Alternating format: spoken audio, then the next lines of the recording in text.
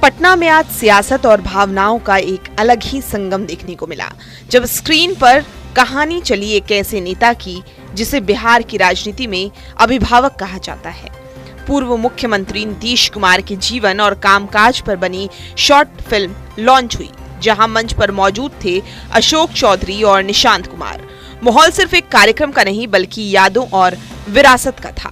तो हमने देखा, ये दर्शाता है कि 20 साल में पिताजी ने कितना विकास किया है, चाहे वो शिक्षा हो, स्वास्थ्य सेवा बेहतर हो, रोजगार देना हो, महिला सशक्तिकरण हो, आधारभूत संरचनाओं का विकास हो या कुछ भी हो, किसी भी अल्पसंख्यक के लिए या फिर अतिपिछड़ा सबके लिए काम किया।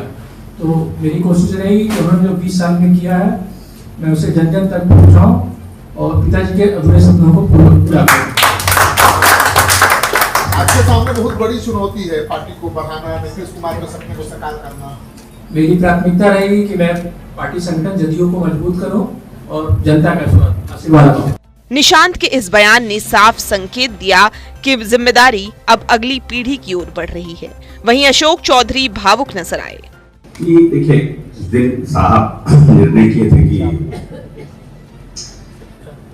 हम राज्यसभा जाएंगे, तो जो साहब के लिए प्रति जो लोग समर्पित रहते हैं या साहब के प्रति लोग संवेदनशील रहे हैं पार्टी में, उनकी भावना, ये एक अभिभावक घर में रहता है, उसका एक नीतीश कुमार का काम करने का एक अलग तरीका है।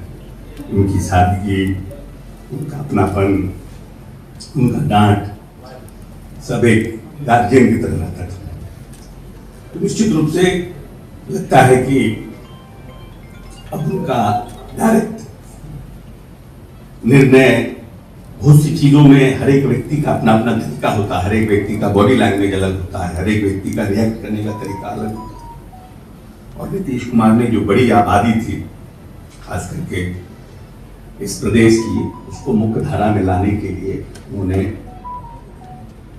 कानून बना करके उन्होंने प्रयास किया, चाहे वो पंचायती राज व्यवस्था में दलितों का आरक्षण हो, महिलाओं का आरक्षण हो, अति पिछड़ों के लिए उन्होंने न्यायिक सेवा में जो लड़ाई लड़ी, तो हर तरह से उन्होंने बहुत काम किया था।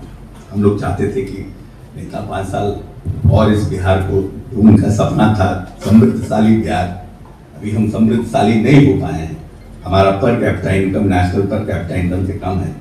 तो एक समृद्धशाली बिहार का निर्माण हो उनके रहते होता, तो उन्होंने जो सपना देखा था उसको खुद वो पूरा करते।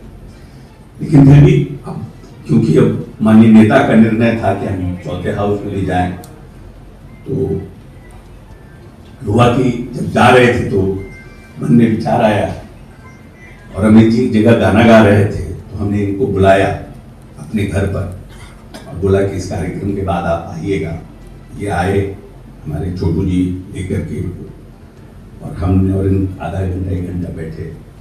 हमने बोला कि इस तरह से लगाइए कि लोगों को अपने नेता के प्रति जो भाव है उससे अपनी जनता कनेक्ट कर सके, क्योंकि पूरा प्रदेश जो है वो नीतीश जी के चौथे हाउस में जाने के मतलब सब कुछ इतना अचानक हुआ और इतना निर्णय कर लिए नेता अपना जल्दी, कि लोगों को लगता था कि नेता भी थोड़ा दिन और रहते, क्योंकि एक विश्वास है कि नीतीश कुमार प्रदेश के मुख्यमंत्री नहीं, नीतीश कुमार इस प्रदेश के अभिभावक।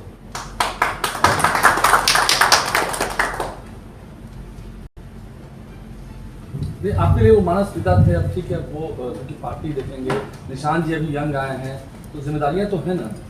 बिल्कुल जिम्मेवारी भी है और तो बड़ी जिम्मेवारी है, और हम समझते हैं कि माननीय नेता का हम लोगों को मार्गदर्शन मिलता रहेगा।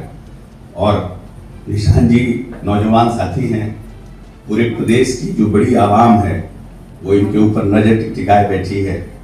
मैं समझता हूँ कि उन जो माननीय नेता का जो अधूरा सपना है, जो बड़ी आबादी को राजनीतिक, आर्थिक और सामाजिक ताकत देने की जो उनकी चिंता थी, उसको निशांत जी पूरी ताकत के साथ पूरा करेंगे। डिप्टी सीएम क्यों नहीं स्वीकार किए?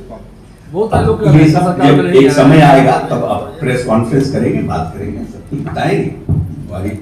और इन्होंने पहले ही कह दिया कि मेरी प्राथमिकता संगठन है, हम संगठन को मजबूत करना चाहते हैं। गायक अमित की आवाज से सजी इस फिल्म ने एक सवाल छोड़ दिया, क्या ये सिर्फ एक ट्रिब्यूट है या बिहार की राजनीति में नई पारी की शुरुआत?